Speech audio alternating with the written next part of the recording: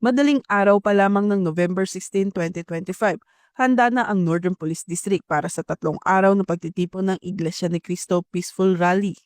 Nakadeploy na ang mga pulis sa iba't ibang lugar sa Maynila tulad ng Legarda Figueras, Ayala Bridge, San Sebastian Recto, US Embassy, Liwasang Bonifacio, Quirino Grandstand at iba pang strategic areas.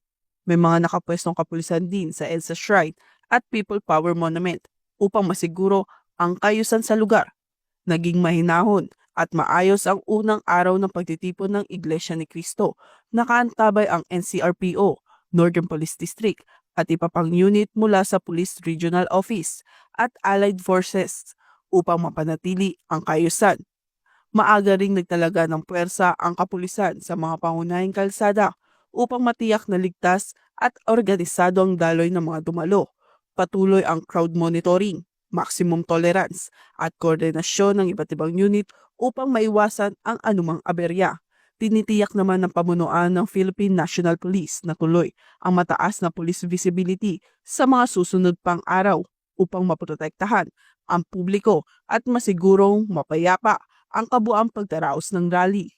At ngayong araw naman ang ikalawang pagtitipon, inaasahan din na mananatiling maayos at organisado ang pagdaraos ng pagtitipon sa araw na ito. Mula rito sa EDSA Shrine, ako po inyong PNN correspondent, Patrolwoman Blazelan Esperanza, alagad ng batas, taga-taguyod ng Balitang Pulis.